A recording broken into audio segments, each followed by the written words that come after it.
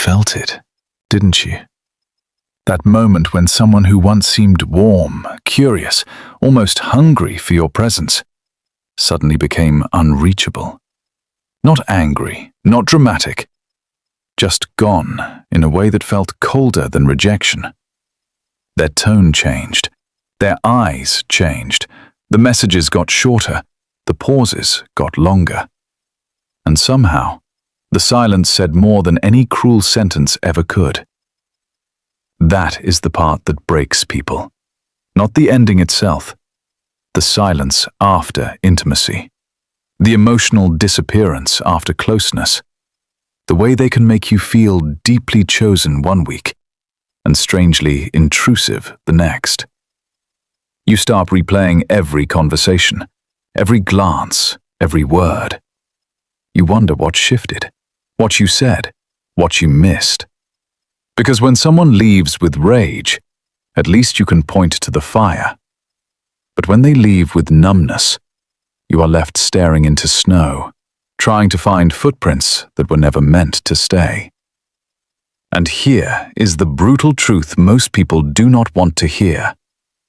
You keep calling their distance indifference, because that explanation hurts less than the real one. The real one is more disturbing. They felt something. Enough to get scared. Enough to shut down. Enough to disappear inside themselves before they disappeared from you. That does not mean the connection was healthy. It does not mean you should romanticize their inconsistency. It does not mean you were meant to wait around while they sorted through their private storms. But if you are trying to understand the secret emotional world of a dismissive avoidant, you have to stop imagining them as emotionally empty. Empty people do not flinch at closeness. Empty people do not need so much distance to regulate themselves. Empty people do not build entire personalities around self-sufficiency just to avoid needing anyone. Dismissive avoidants do not run because nothing is there. They run because too much is there, and they do not know how to stay present with it. That is what makes them so confusing.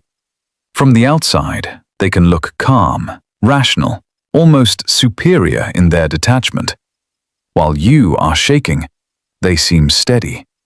While you are desperate for clarity, they seem annoyingly unaffected. But what looks like confidence is often a nervous system that learned very early that closeness comes with a cost. Somewhere deep in their body, intimacy is not coded as rest. It is coded as risk. Not always consciously.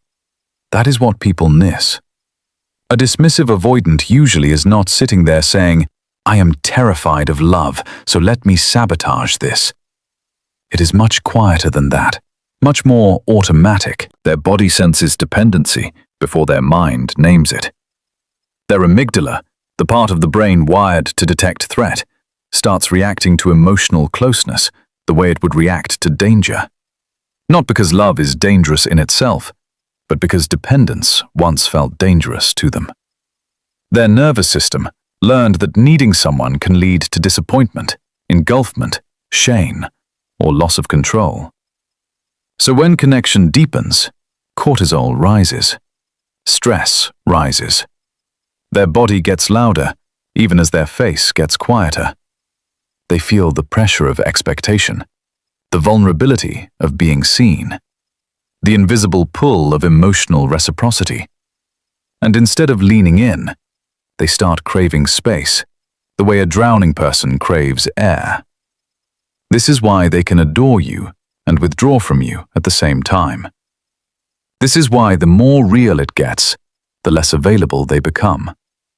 This is why you can feel their heart open in tiny flashes, then watch them slam the door like it never happened. Because for a dismissive avoidant, love does not just activate dopamine, attraction, anticipation, pleasure. It also activates alarm, exposure, internal chaos, the loss of the carefully controlled self they built to survive. And that controlled self matters to them more than most people understand. They have spent years, sometimes decades, constructing an identity around not needing much, not asking for much, not feeling much, or at least not showing much. Independence becomes sacred. Self-containment becomes safety. Emotional distance becomes dignity. They convince themselves they are just low maintenance, just private, just selective, just hard to impress, just focused, just better alone. But underneath that polished self-definition is often a child who learned that emotional needs were inconvenient, unanswered, or quietly humiliating. So they adapted. They stopped reaching. They stopped expecting. They stopped believing that closeness could be soft. And because they stopped consciously reaching, people assume they stopped feeling. They didn't. They just buried feeling underneath function. That is their secret world. Not emptiness, compression. A dismissive avoidant can miss you and mute it. They can care and conceal it. They can feel the ache of separation and immediately translate it into irritation, numbness, overwork, distraction, criticism, or sudden certainty that the relationship wasn't right anyway. They often do not process emotion through direct expression. They process it through deactivation. This is the core concept you need to understand. Silence. Not just the silence between texts, the internal silence they create to survive themselves. When a dismissive avoidant goes quiet, that silence is rarely neutral. It is often a strategy, a sedation, a way to reduce the emotional volume inside them. They withdraw contact, not always to punish you, but to regulate the unbearable tension that intimacy has stirred up. They stop replying. They get busy. They become vague. They convince themselves that distance is clarity, that if they can just get away from the emotional charge, they will feel like themselves again. And for a while, they do. That is the trap. Distance soothes them in the short term, so their brain starts rewarding it. Relief becomes reinforcement. The moment they pull away and feel their nervous system settle, dopamine pairs with avoidance. Their body says, "Yes, this is better. This is safer. This is control." And because the relief is real, they mistake it for truth. They tell themselves they lost feelings. They tell themselves the spark faded. They tell themselves, "You were too much, too emotional, too available, too demanding," when sometimes all you really were was close enough to make them feel exposed. Read that again in your bones. Sometimes your only crime was intimacy. Imagine what happens inside them after a deeply connected night, a real conversation, a vulnerable moment. Maybe they held you longer than usual. Maybe they admitted something tender. Maybe, for one brief second, they stopped performing indifference and let you see the ache under the armor. In that moment, they feel warmth, relief, even longing. But the next day, something else creeps in. A strange heaviness, a subtle panic. They start thinking about what this means, what you expect now, how much access you suddenly have, how visible they became. They feel watched by love. And that is when the retreat begins. Not because the connection was fake, because it was real enough to destabilize them. So they go quiet. And you, being human, respond to silence with sound. You text more, clarify more, reach more. You try to repair what has not even been named. Your nervous system starts firing too. Your brain searches for certainty. Dopamine drops. Anxiety rises. You crave contact the way a starved body craves sugar. Suddenly, you are not just missing them, you are chasing regulation through them. This is where the dynamic becomes addictive. Their silence activates your fear. Your reaching activates their pressure. Your emotion confirms their sense that closeness is demanding. Their withdrawal confirms your fear that love must be earned. And before either of you realize it, you are no longer relating. You are reenacting. One person pursues to feel safe. The other retreats to feel safe. Both call it love, because both are in pain. But pain is not always love. Sometimes, pain is just familiarity wearing a romantic face. Still, here is the part no one tells you about the dismissive avoidant. Their silence is not peace. It is haunted. They may look composed, but underneath that composure, there are micro moments. A song that catches them off guard. A memory that slips in when they are driving. The phantom sensation of your presence beside them. The urge to reach out that they swallow before it becomes action.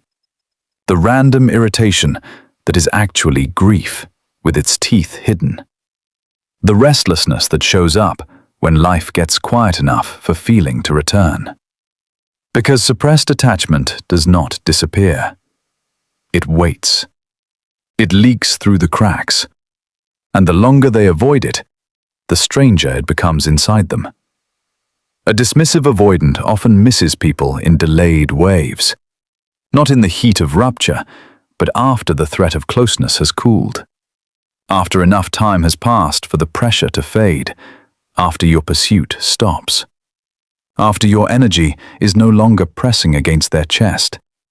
Then, suddenly, the silence they created to escape emotion becomes the very place where emotion echoes. This is why some of them come back. Not always because they are ready. Sometimes just because they can finally feel you once you are no longer there. That is the tragic paradox. When you are close, they feel overwhelmed. When you are gone, they feel your absence. When you chase, they shut down. When you detach, they begin to sense what they lost. And if you do not understand this, you will keep making the same mistake. You will keep trying to love them by increasing your presence. But for someone wired like this, more pressure rarely creates more closeness. It creates more escape routes. That does not mean becoming cold. It does not mean performing detachment to manipulate them. It means understanding that your over-explanation, your repeated bids for reassurance, your frantic attempts to get them to finally say what they feel, may actually push them deeper into the bunker they already live in. The power shifts when you stop trying to drag truth out of someone whose nervous system is organized around hiding. The power shifts when you stop mistaking access for worth. The power shifts when their silence no longer turns you against yourself. Because the moment you stop spiraling, something changes. You are no longer feeding the cycle that allowed them to remain unconscious. Your absence of reaction becomes a mirror. Not dramatic silence, not punishment, just grounded non-participation. You stop auditioning for emotional reciprocity. You stop bleeding meaning into crumbs. You stop translating their inconsistency into destiny. And then, sometimes, they feel it. The missing. The curiosity. The disruption. Your energy is no longer available for them to take for granted. No longer flooding the space so they can stay numb inside it. And in that vacuum, they begin to hear themselves. They wonder where you went emotionally. They replay your softness. They notice the empty place where your attention used to be. They check their phone. They think of reaching out. They feel the itch of pursuit that once belonged only to you. This is often the moment people romanticize. They say, "See, now they are chasing. Now they are missing me. Now they are obsessed." Maybe, But be careful. A dismissive avoidant can pursue when distance makes connection feel safe again. They can come forward when there is no immediate threat of engulfment. They can reopen contact because they miss the feeling of you without yet having the capacity to sustain the reality of you. If you confuse renewed interest with healed attachment, you will walk right back into the maze and call it fate. That is the warning. Do not break your own healing just because they finally felt your absence. Do not mistake delayed emotion for emotional availability. Do not let their longing hypnotize you into forgetting their pattern. Because patterns do not change through chemistry. They change through consciousness, through discomfort, through accountability, through someone learning to stay present when closeness wakes up fear, through nervous system work, through grief, through honest self-confrontation, through repetition, through choosing intimacy when the old wiring screams for escape. Without that, their return is often just another cycle, a softer beginning, the same ending.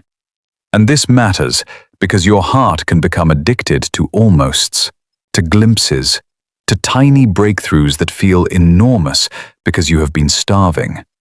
You start celebrating what should be basic, a vulnerable text, a check-in, a moment of warmth, a half-confession at midnight. You tell yourself, this is progress. Maybe it is. But if you keep accepting emotional fragments while abandoning your own need for consistency, you are not loving them. You are leaving yourself. That is the deeper wound this dynamic exposes. Not just that they withdrew, but that their withdrawal awakened the part of you willing to chase love at the cost of your own nervous system. So let this be the turning point. Understanding a dismissive avoidant is not the same as surrendering to one. Compassion is not self-abandonment. Empathy is not an invitation to endure confusion forever. Yes, their inner world is more tender than it looks. Yes, their detachment hides fear, history, and a body that learned to survive through emotional minimization. Yes, they may have cared far more than they ever admitted. Yes, silence may have been their armor, not your verdict. But none of that changes what your body feels when you are repeatedly left alone inside the connection. None of that makes inconsistency safe. None of that turns potential into partnership. Love that cannot stay present will teach you to become hypervigilant. And hypervigilance is not intimacy. It is exhaustion, dressed as devotion. Your real power begins the moment you no longer need to decode every disappearing act to validate your worth. The moment you stop needing their confession in order to trust your experience. The moment you realize that being deeply felt by someone is not the same as being deeply held by them. Those are different worlds, and you deserve the second one. You deserve a love that does not only reach for you when the distance is comfortable, a love that does not treat your tenderness like pressure, a love that does not require you to become emotionally smaller so someone else can feel less threatened. A love that can survive closeness without translating it into danger. Maybe the dismissive avoidant in your life did care. Maybe they cared so much that it collided with every survival strategy they had. Maybe their silence was full of things they could not say. Maybe their chest held your name in ways their mouth never could. But your healing cannot be built on maybe.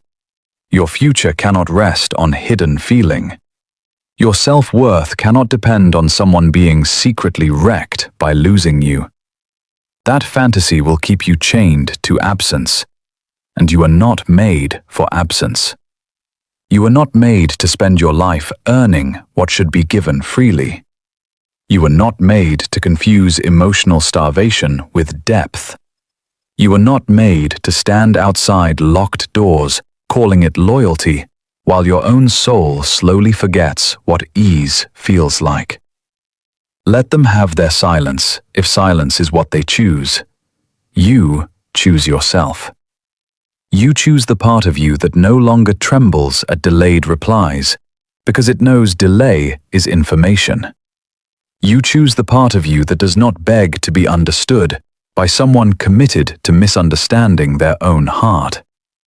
You choose the version of you that can feel compassion without collapsing, desire without desperation, love without self-erasure. That is the identity shift. Not, I will finally make them see. Not, I will become so perfect they cannot leave. Not, I will wait until their fear turns into clarity. No. It is quieter than that, stronger than that. It sounds like this. I understand your wound, but I will not live inside it. I see your silence, but I do not confuse it with power. I believe you may have cared, but I care enough about myself to stop surviving on what is hidden. And once that truth lands, really lands, something in you straightens. The obsession fades. The fog lifts. Their distance stops feeling like a mystery and starts feeling like a limit. And limits are not invitations. They are directions. So if you were shattered by the coldness of a dismissive avoidant, let this be what rebuilds you. Their inability to stay was never proof that you were too much to love. More often, it was proof that your closeness touched the exact places they had spent a lifetime trying not to feel. You were not rejected because you were worthless. You were felt. And that is precisely why they ran. But now, you do something different. You do not chase the runner. You become the person who no longer runs from themselves. That is where your power returns. That is where your nervous system softens. That is where your worth stops negotiating. And that is where the story changes forever.